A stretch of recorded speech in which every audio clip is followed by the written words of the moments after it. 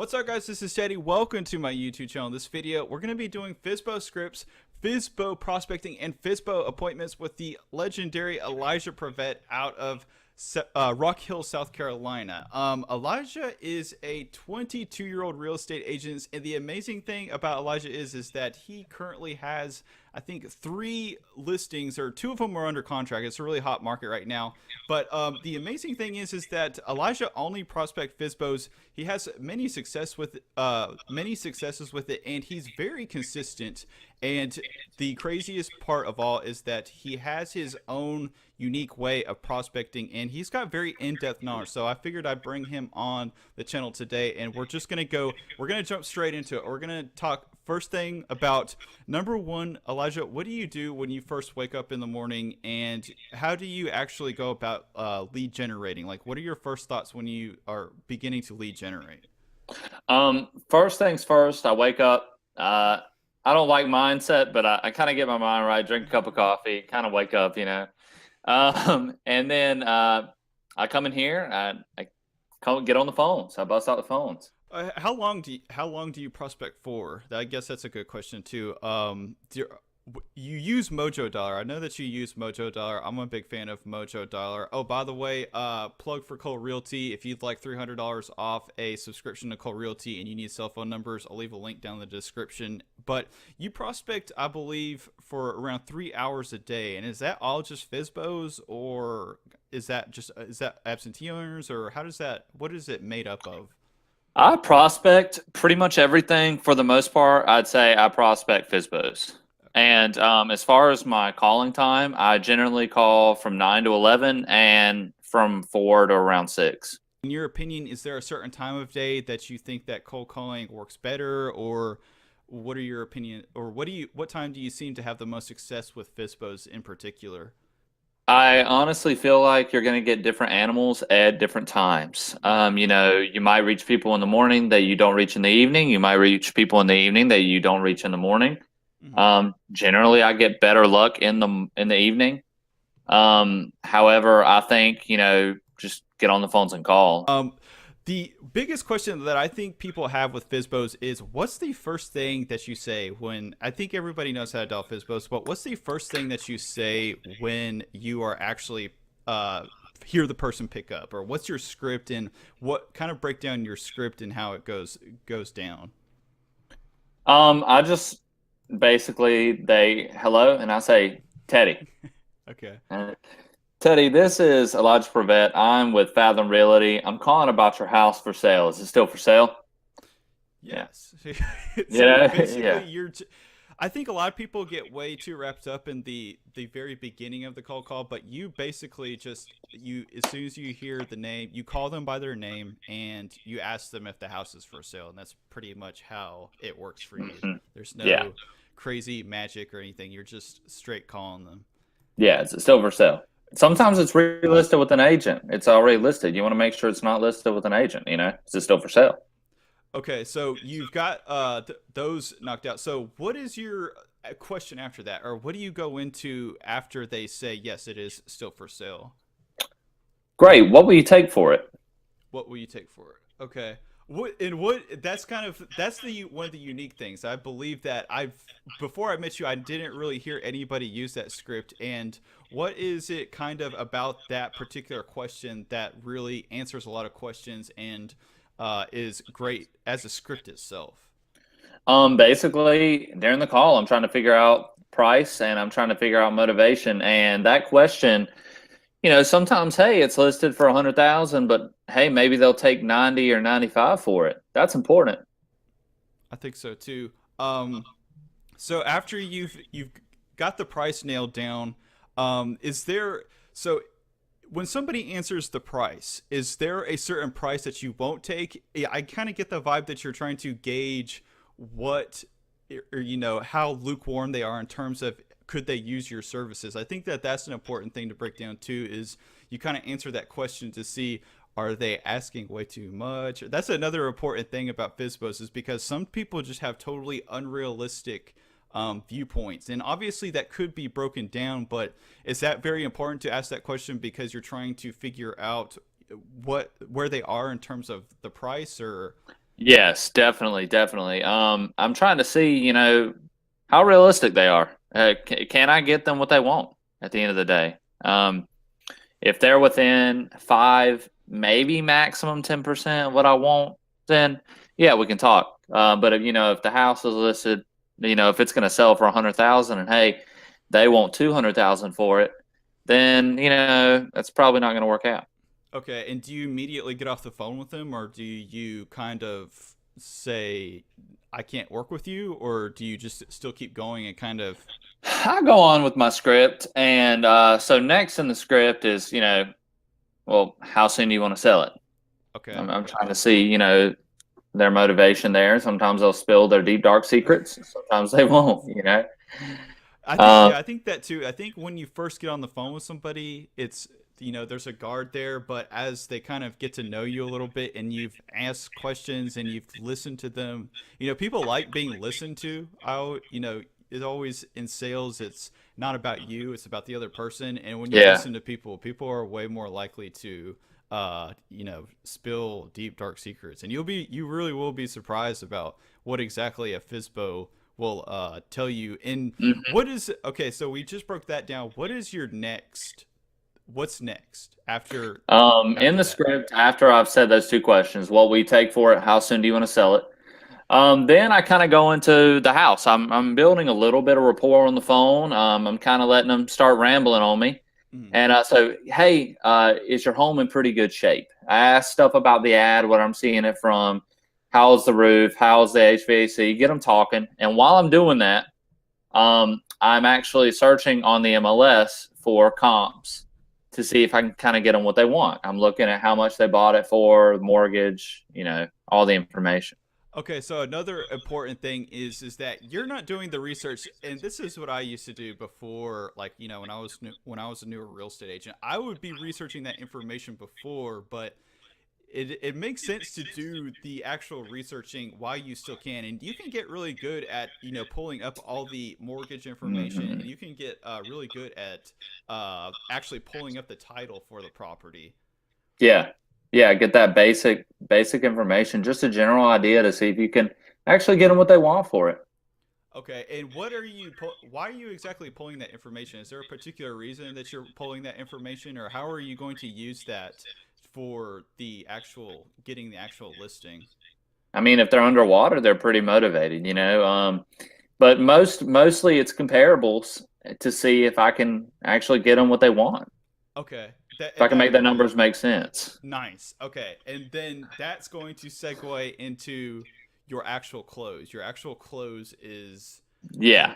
tell everybody your close, because I think that's probably one of the most important parts of the script is how you're building up to this close. You're not just kind of closing just out of the middle of nowhere. You're kind of, it's like a crescendo until you actually get to this point right here. It's the Yeah. what it So the final part of the script, I like to say I can get you enough so you can. Hey, I tell you, 100,000. That's a good price. I kind of like to. Hey, that's a good price. I can get you enough so you can put 100,000 in your pocket after my fees and commissions are paid. Would you be okay with that? nice. So in essence, you're kind of hitting them with that value proposition of it, even from a price point, it may make sense in the end, even after all the fees are paid, that you could actually walk away with what you want because you've already kind of researched everything, and now you're kind of, once again, you're hitting them with that value proposition of getting them what they want and providing your service as well. Yeah. And is that your close, or do you keep going after that? I basically ask them that, would you be okay with that? Sometimes they'll say yes. Sometimes they'll say no. Sometimes they'll say maybe. They'll throw a thing, well, we're not working with an agent. That's another, that's an objection. Handle that. And then, hey, well, I'd like to come over. I'd like to meet you. Try and set that appointment. And then I say, well, let's say I set the appointment. Mhm. Okay, well, hey, I tell you what, I'd like to send you over some information about me and my group and what we do to sell houses. What's your best email address? Mhm. I want to get them, what we do to sell homes. Even if I haven't set the appointment, I want to send them my package about what I do to sell homes, my value proposition, how I Mhm. sell homes. Okay. And do you set the appointment on the phone, or do you?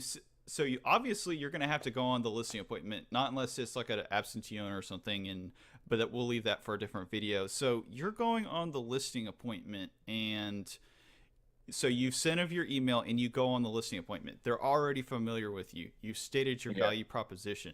What is the goal for the listing presentation for you? Well, I definitely, the next day I make sure, hey, you read my email, you got it, you look over it. I confirm that. That's very important. I'd say the next thing is to get to the house, uh, confirm again that they got it, and take a look at it. Take a look at the house, tour the house. I basically that's all I do. I tour the house. I look at potential issues, potential things, or things they mentioned on the phone that they thought were great about the house. Like, hey, yeah, you said you finished those hardwoods. You do that yourself, okay? And then hey, well, I tell you, I did a lot of research before I got here. I take these appointments very seriously. I'd like to show you what I found out. Can we use your kitchen table so we have plenty of room to spread everything out? Nice. Sit. Yeah. Okay. And then when you sit down with them, you're doing it just like a regular listing presentation. You're showing them the comps, you're showing them the data, you're educating them on the market. And when that point occurs, do you think that most people just say, "Let's just list this thing," or what's like the mentality of somebody who is literally just about to sign that contract in terms of after you sit down? How does that conversation go? Well, I mean, if you've shown them the comps and you've shown them the net sheet and you've shown them, commission doesn't matter. I can get you what you want. If you've made everything work, then yeah, there's pretty much no reason why they wouldn't sign with you. So then you kind of hit them with the closing question. Well, hey, I brought all the paperwork with me. I'd like to go over, or would you like me to go over it real quick? I brought all the paperwork with me, and yeah, yeah, go over it, and I go over it, a brief summary, and initial everything that's highlighted, and sign the back page. Okay, nice. So that's pretty much from the actual call to the close. But I think another important thing, and I don't know, I think we kind of left this part out, the follow up. What's your philosophy on follow up, and what do you do in terms of the actual follow up from first contact to you're actually getting the appointment? What's your follow up strategy, and kind of Yeah. how do you prevent overwhelming somebody and annoying them, and versus just not following up at all, which we've all been kind of, in that situation before. Yeah, definitely. I'd say with Fizbos, they're looking to sell their house. They have a reason to sell their house, and that's their problem, and they're trying to solve that problem. So I think follow up is very important, especially with Fizbos. They're not really that far out. Um, I love to follow up with my package that I sent. Do you have any questions? I'll call the next day, That's a good one. and then maybe a week later, hey, I tell you, you know, there were two houses just like yours down the street from yours that went under contract, 3 bedroom, 2 bath, with a pool in the backyard. Yours is a 3 bedroom, 2 bath with a 2 car garage. I feel like we missed out on a buyer. When would you like me to come over and take a look at your house?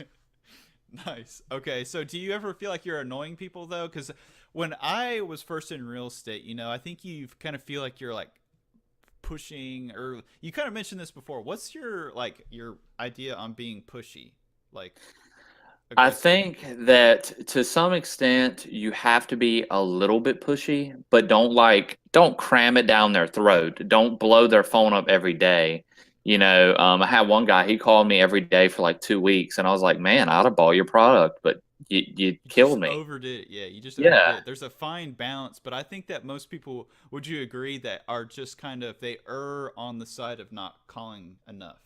Yeah, and that's important. You do need to, I mean, I'd say minimum call them once a week. Just Really? call them once a week. Let them know what's going on. Hey, you had something going to contractor. Hey, how's it going on selling the house? You got an offer yet? Definitely follow up. That's the main thing. I'm yet to get a listing without following up at some point. Nice. Okay. I would say that's pretty much it. So just to kind of wrap things up and kind of provide a nice little tidbit of valuable content for people, what are your three just commandments of FSBO prospecting? What is it, do you think, that allows you to be consistent and be successful as you are, because I think that some people, they blow up but they're not consistent. You are consistent, and you've gotten a nice, steady income stream here, especially for your age. What do you think that has attributed to your success in Fizbos? First commandment. Call. Yeah. Just call, man. Call them. Quit being scared. Just call them. Yeah. You can get yelled. I've called every lead. I've called some of like supposed to be like the calmest leads, and I've still like threatened to get sued. I mean, don't be afraid to call. Just make the call. First commandment, make the call. Don't worry about anything. I mean, don't worry about necessarily memorizing my script. Just make the call. Second thing, follow up. Second commandment. That's pretty much more. I should have put that as the first commandment. Because if you don't follow up, there was no point in calling in the you first shouldn't place. even yeah, 'cause Yeah. people there's so many, as sad as that sounds, there's a lot of agents, and 90% of people don't follow up. And I always say too, in my personal opinion, that you just got to do the first follow-up call. If you just get that one, you can usually do 3 or 4, and you're just, you're golden after that. But I would agree that if you're not, following up, then there's no reason to even, initiate. You're wasting your time. And I'd rather talk to someone I've already talked to than make a cold call with someone I haven't talked to. Yeah, because Hey, I've already had a great conversation with this guy. I'll call him back. I mean, what's wrong with calling someone you've already talked to? I don't have to break any ice. exactly. And as long as you're quick and you're just kind of, you get there and you're just like a nice little flash of, you again. Hey, Most yeah. people aren't going to care either way. Most people just Yeah. could care less, because Yeah. people follow up with me all the time, and I actually, I kind of enjoy it, because it's like, oh, this Hey, guy's, it's you. Yeah. what's up, man? So, Yeah. so we're on number 2. Do you have a third one, or? Third commandment, have some have something you can send them. Have a game plan. What are you going to do to sell their home? What is your game plan? You figured out you're going to call them. You figured out you're going to follow up with them. What is your game plan to sell their home? Mhm. What are you going to do? Once you've got that figured out and something on paper that you can show them that what you do to sell homes, you're golden. You're good to go.